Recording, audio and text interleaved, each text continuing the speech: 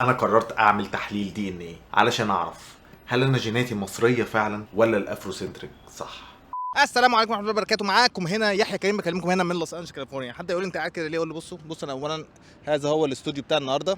دي بصراحه كانت كنبه ما اعرفش بتاعت مين، تقريبا ده بيت، دي عشه ورايا بتاعت حد هو عايش هنا يعني. الافرو سنتريك وما ادراك من الافرو سنتريك. انا الموضوع ترند بقى له فتره طويله جدا وفجاه احنا ما بقيناش اصحاب البلد ولا انا مش فاهم بصراحه. يعني انا كنت بتكلم مع حد هنا في امريكا مقتنع جدا الفراعنه دول اجداده وان المصريين الموجودين حاليا واخدين الارض منه. انا قررت معاكم ان انا احلل الدي ان ايه ونشوف فعلا انا في الجين بتاعي مكتوب مصري ولا انا جاي منين بالظبط. وبدانا رحله ان انا اعرف اصلي جاي منين عن طريق ان انا هروح الصيدليه اجيب تحليل الدي ان ايه علشان اعمله.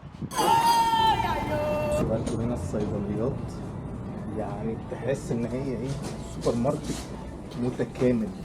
اوكي دي هنا التحاليل كلها، ده تحليل مخدرات مالناش دعوه بيه، مش موجود يا جماعه. بما اننا ما لقيناش تحليل دي ان في الصيدليات تعالوا بقى نطلبه من امازون. نخش على امازون لقيته انسيستري دي ان ايه تيست كيت، وفي ايه اللي جنبه ده تحليل دي ان ايه للكلاب عشان اعرف تاريخ كلبي جاي منين. مشاكل العالم اول مالناش دعوه بيها. تعالوا نشتري هذا باي ناو. عبال ما التيست بتاعنا يجي في نقطه مهمه جدا انا عايز اتكلم فيها، الا وهي ان هنا في امريكا في حاجه غريبه جدا، انه احنا بنقدم على اي ابلكيشن شغل بتختار بيقول لك ايه العرق بتاعك. الغريب جدا ان حاطين الشرق الاوسط وشمال افريقيا في خانه الوايت او الكوكازيين او الاوروبيين يعني. فالموضوع غريب جدا. الافارقه الامريكان يقول لك مصر دي اصلها افريقي، وبقيه الدوله في امريكا بتقول لك لا المصريين كوكازيين. وحانت لحظة الحقيقة. انسستري دي ان ايه دي الكت اللي انا طلبتها من امازون. المهم تعالوا ايه نفتح الكت. تمام، ده الكتالوج بيقول لك ايه، اكتيفيت يور كيت. اول حاجه بنأكتيفيت الكيت، ننزل الابلكيشن بتاعهم. عبال ما الابلكيشن ينزل تعالوا نشوف ايه هي بيجي معاه ايه بالظبط. بيجي مع البتاع دي اللي بيتحط فيها اعتقد العينات، دي اللي بتبقى العينه نفسها، ده اللي هو الجواب اللي هيتحط فيه العينه. يا خوفي بس ايه يطلع ليا اخ ولا معرفش. قول لنا بقى هتلاقي في الاكتيفيشن الباركود ده، نأكتيفيت الباركود. سجلت خلاص العينه على الابلكيشن، فتعالوا بقى نشوف ايه الخطوه اللي بعديها. ماشي، هما بيحللوا الدي ان ايه عن طريق اللعاب. ده انفلوب او جواب يعني بنبعتها عن طريق بريد يعني.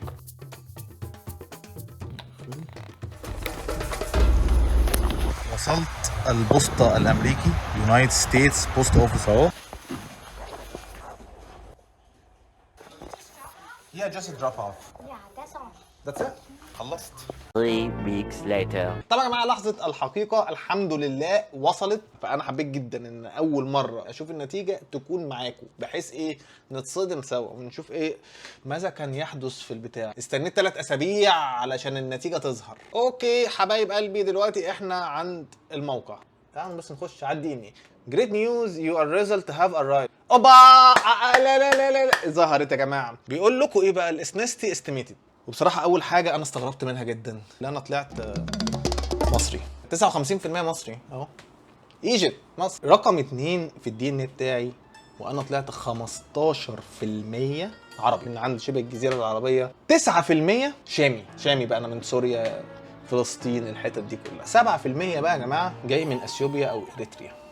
7% افريقي. وهنا نسكت قليلا علشان انا طلعت ال7% اثيوبي او جاي من اريتريا على حسب. الناس بتوع الافريكانو سنتريك افرحوا، نحن طلعنا فينا في في الجينات بتاعتنا برضو كمصريين حته افريقي. دي حاجه ما تعبناش، احنا جايين من القاره السمراء فلازم يبقى فينا ده بنسبه 7%. بس 60% مصريين. 5 بقى في المية من الجين بتاعي من قبيله اسمها النيلوتيك بيبلز. النيلوتيك بيبلز دول زي ما فهمت ان هم اللي عايشين على ضفاف النيل، بدايه بقى من اثيوبيا والسودان ومصر وما حواليها يعني. برضو ايه ما طلعناش كتير بره افريقيا. 4 بقى في المية نورثن افريكان اللي هو شمال افريقيا، اعتقد الامازيغ يعني، الجزائر المغرب الحتت دي كلها. انا واخد منهم 4% من الدي ان ايه. 1 بقى في المية جاي من غانا وكوت ديفوار. ده تقريبا كان ليا جد شقي بس راح اسبوعين ورجع. نيجي بقى لاهم نقطه في الفيديو. زي ما انتم شايفين مصر يمكن من البلاد القليله اللي عاش فيها الشعوب مختلفه كتيره. كلهم جم عندنا واحنا استضفناهم. الناس بقى ايه المؤمنه جدا بالافروسنتريك. اتمنى تعمل تحليل الدي ان ايه ونشوف انت جاي منين. بس كده كان معاكم يحيى كريم بكلمكم هنا من لوس انجلوس كاليفورنيا.